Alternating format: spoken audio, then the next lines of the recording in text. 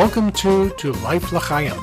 On today's episode, host Rabbi Yaakov Thompson talks with relationship expert Bruce Starr, known as the Love Coach, and why it is so difficult to find your soulmate in the 21st century, and how you can beat the odds. We'll be right back after these messages.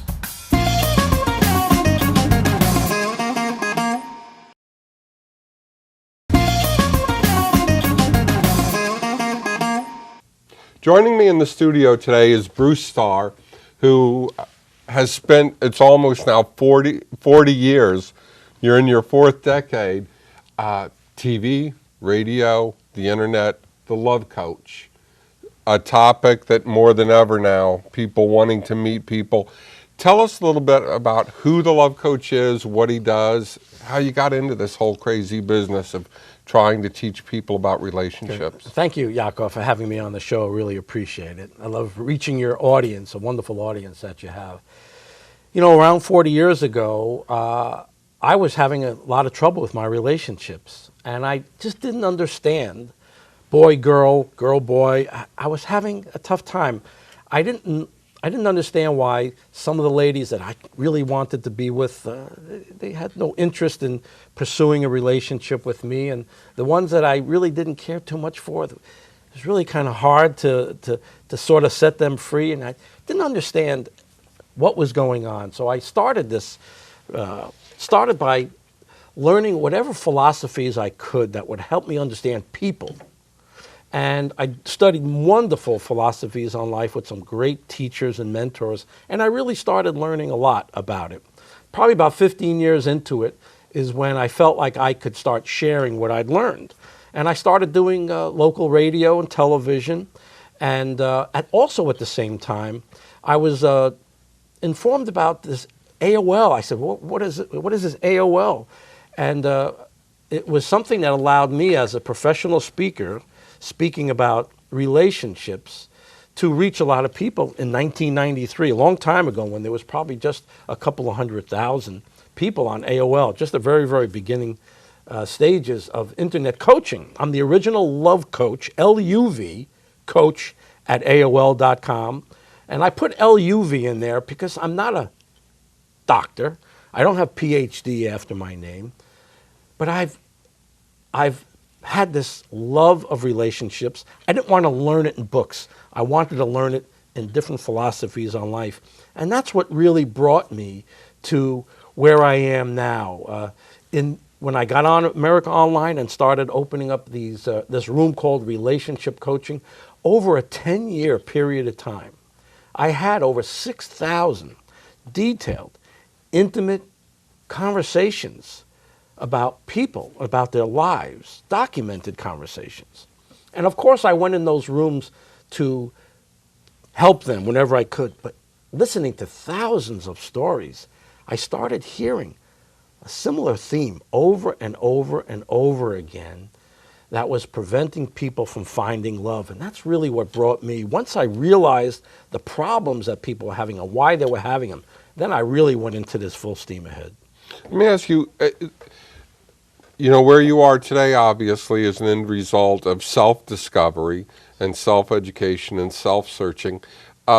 When you were getting started, what were those philosophies? What's sort of the spiritual / intellectual background now that you bring to giving advice to people and help to people? You know, anything that's God-centered, anything that would help us raise our self-esteem, anything that would help us raise our vibration, because that's really what it's all about.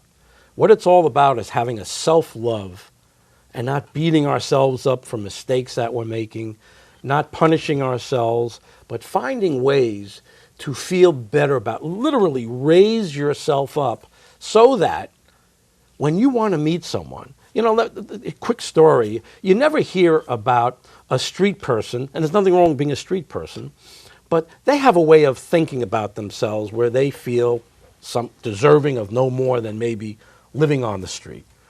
Now, a lawyer has been going to the best schools, and they go to law school, and they become lawyers, and they think differently about themselves. Well, you never see those two come together because of how different that they feel. It's the same thing with relationships. Someone who feels terrible about themselves, someone who feels unattractive, not worthy, they're going to put out a certain kind of vibe that they're only going to allow or accept people around that vibration. Now, someone who's vibrating at a much higher vibration is not going to really see them, not going to really recognize them. That's why I say any philosophy on life, any way that you can raise your vibration, feel better about yourself. Okay, what's vibration? I'm not sure our Well, you've heard the Beach Boys put out a song called Good Vibrations, okay? People call it good vibe, a good vibe. When someone doesn't feel good about themselves, they cast their eyes a little lower. They don't really feel worthy, and they kind of a little bit sabotage themselves when they get into relationships because they don't really feel worthy. Then there's other kind of people that feel great about themselves, literally lifting themselves out of their chair.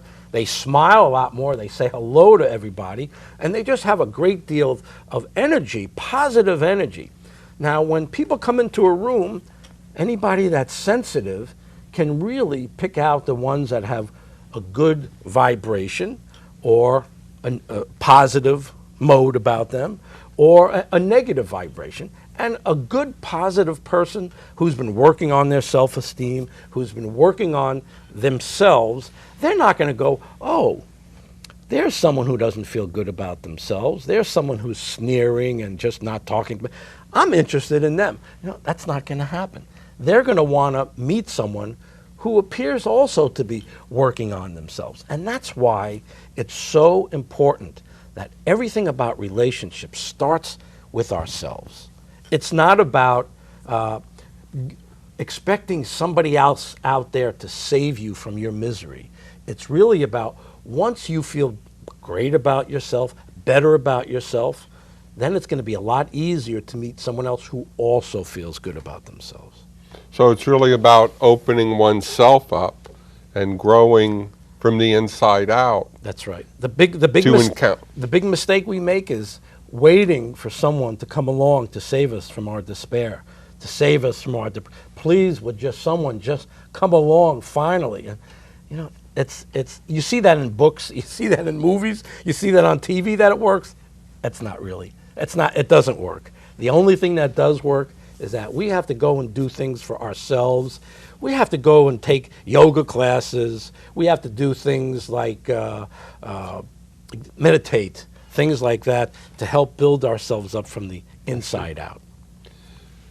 Please stay right where you are. We'll be back in just a few moments to learn more about relationships with the Love Coach.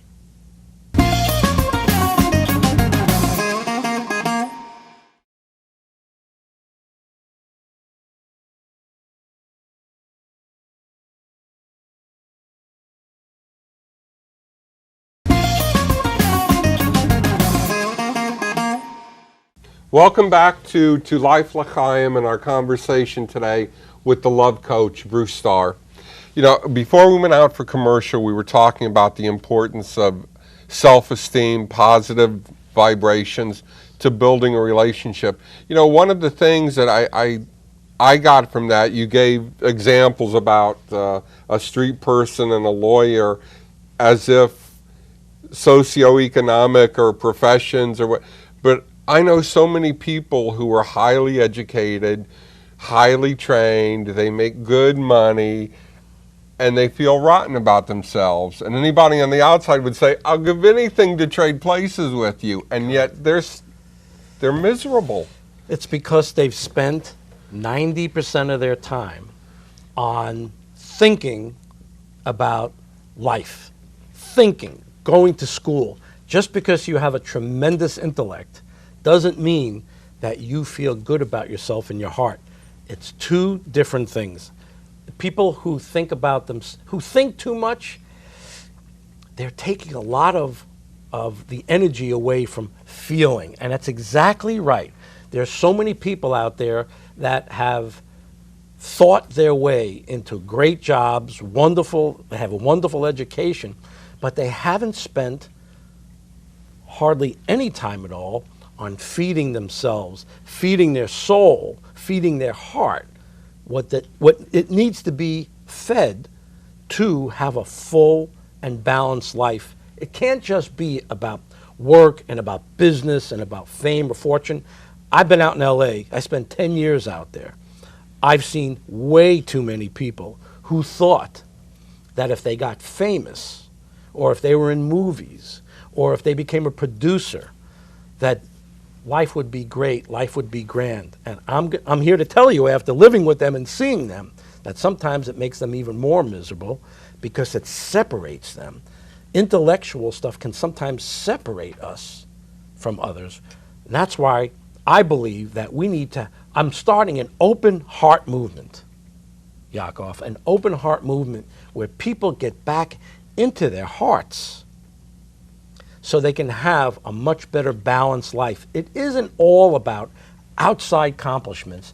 It's also about inside accomplishments. And when you pay attention to love and kindness and sweetness in life, that's when you have a chance to have it all. You know, I want to just take a sidestep on something you touched on. I would think, or have the impression from just out there in the air, that our love life, if you will, how we relate to other people, not just the specific one we love, but to everybody who we love, the effect of the internet, the effect of people communicating through Facebook and treating like, these are my friends. I've never met them, I don't know who they are, but they friended me on Facebook, so these are my friends. But I have nobody here in the room with me. I have nobody to hang out with. That's right. But I got a lot of Facebook friends. Yes. Speak to that. Well, you know, the internet is wonderful. Nobody would say that it's not a wonderful thing. Internet dating, the concept of it is spectacular. You get to meet people that you would never meet in any other way. Even if they were down the street, across town, in the same state or in the next state, or across the country, people are meeting other people. Now, that's wonderful. Where it goes haywire is, I like to say that there's a lot of 12-step program people out there, and it might be for alcohol or drugs, and maybe they healed themselves, but they're an addictive personality still. If you're still an addictive personality and you haven't really got the 12-step program, the self-love, you take that addiction and you place it someplace else. And the internet is the perfect place where people have done that. They go and they do internet dating, but hey, it's great if you can go on a date once in a while and wait for someone special to come along. But we've gotten so addicted to internet dating. There's people who are on 12 internet sites and they're dating 12 times a week. That's not healthy, because what you're doing is the internet has caused a breakdown in feelings and emotions. And dating too much is a perfect example of that. Because if we date 12 times a week, we're not really giving anyone a chance. You know why? Because our thoughts are, hey, we got these 12 dates, there'll be somebody better out there. And you know what? It makes everybody that you date feel bad. You feel bad because people are just rejecting each other all day long. And what's happening is people's hearts are sinking. They're hiding their hearts more than ever. So the internet, wonderful, but it's given people too many opportunities to get hurt and to be hurt. And when we do that, we close down our hearts even more. And that's the problem. Anything that we do that causes us to close down our hearts is not in our best interest.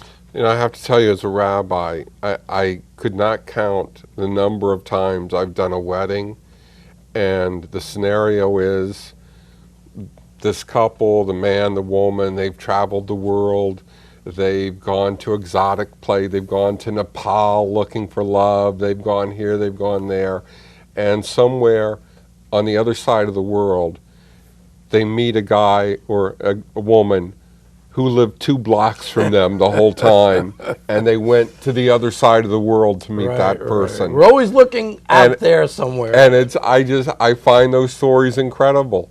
Or they went to high school together but never talked. and 10 years later, they're in some crazy place and they meet and the relationship begins. We're going to take another break. When we come back, I want to talk more about the open heart movement, how we begin opening our hearts, and maybe, getting back in touch with real people instead of computers. Yes. Stay right where you are. We'll be back after a short break with Bruce Starr, the Love Coach.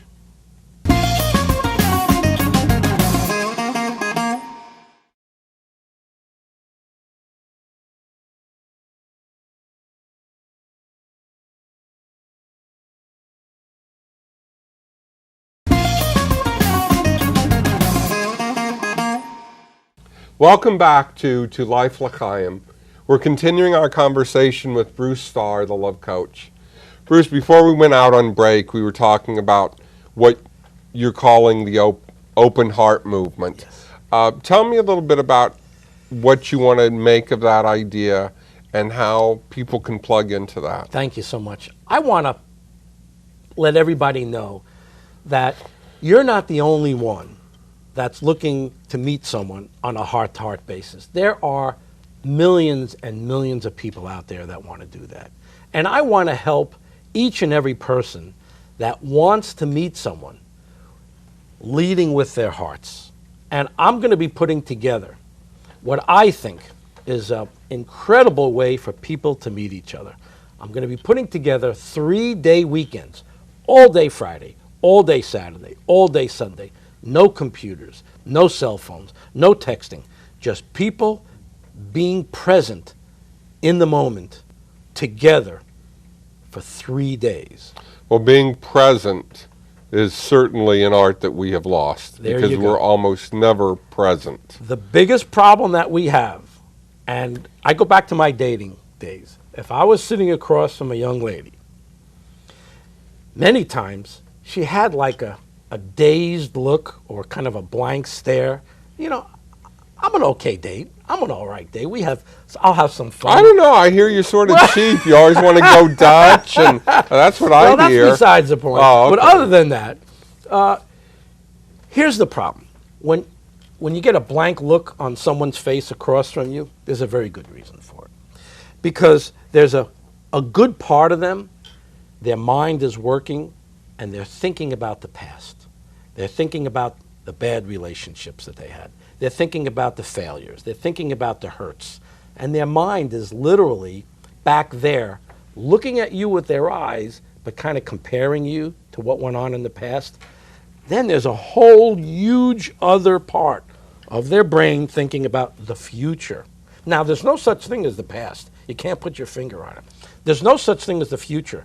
So they're worried about the future. How is this going to work? Is he going to be able to take care of my children? Will he be around? Will he say, will he be? It's like your mind is just going and going. So 3/4 of you is someplace else. It's hard enough to connect with someone when you're there and in the present, but when you're hardly there and in the present, it's nearly impossible. That's why the things that we have to do, I'm so glad you brought this up, is that we have to center ourselves. It just doesn't happen. You need to do things to center yourself. You need to go to the temple, and you need to do what you need to do there to build your spirit, to learn about who you are. We started talking briefly before. Go to meditation classes. Meditation class is just wonderful. It's an incredible way to get you centered. Yoga is a wonderful way to heal your heart. Go hug a tree. Start a garden. Go swim in the ocean. Be in nature. Those are the things that helps you build up yourself from the inside. And once you've done that and healed, because so many of us are walking wounded from all the rejection that we had and all the worrying about the rejection that we think we're going to have in the future, that we don't really give the person in front of us a chance. And that's one of the biggest problems that we have. We're not giving the person in front of us a chance. We'll worry, oh, I have 2 more dates later next week, and I had these 2. we're self-sabotaging ourselves. So I want to put together 3-day weekends. If you would like to be a part of it, contact me at The Love Coach, LUVcoach@AOL.com. Let me know you want to be a part of it. And when I start putting these together, I'm going to put together rooms full of people, heartfelt people, people that want to relate from the heart, not just think about relationships, negotiate relationships, but come from their hearts. Yeah, I want to touch on one of your concepts before we conclude today, body traders, about relationships between men and women that become not relationships but negotiations. Tell us a little bit about your thoughts. As a result of what I did in that room, relationship coaching, and having those 6,000 conversations, what I heard from everybody was they protect their hearts. And instead of leaning forward and progressing with their hearts open, the hearts are closed, and they began thinking about relationships. What happens when you think about relationships? Men, don't hate me, stereotypically, they'll look at a woman if she has the right enough beauty, if they make him look good when they're walking down the street, she has enough body parts, he'll share what he has with her. Women, stereotypically, don't hate me, if that man has enough security for you, if he lives in the right house, drives the right car, you'll give him what you have. To me, it used to be called horse trading. I call it body trading. It's people who are trying to make the best deal for each other, and that single thing right there has caused the most damage in the world. When I was growing up, I never even knew of really angry, bitter, single people around, and I didn't know any. Maybe if there was 1 million in the world who were really bitter and angry. Now, I think there's 100 million bitter, angry people in the world. And it's taking its toll on Mother Nature, because we all have those vibes. And if there's 100 million people putting out a bad vibe, wow, that energy goes somewhere. And I believe Mother Nature absorbs it.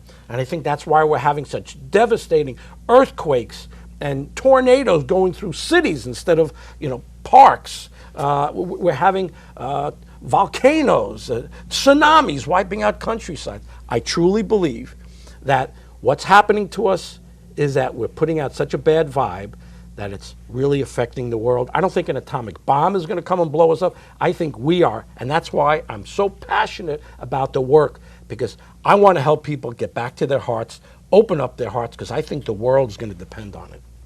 Before we close, just let us know again, how do people reach you and get to you for advice, for participation? Body-on-one relationship coaching. I'm going to do these 3-day weekends. I want to help people who want love in their hearts. Bruce, thank you for being with us today. Thank you so much for giving me this opportunity. I hope everyone has learned a great deal. That's it for this edition.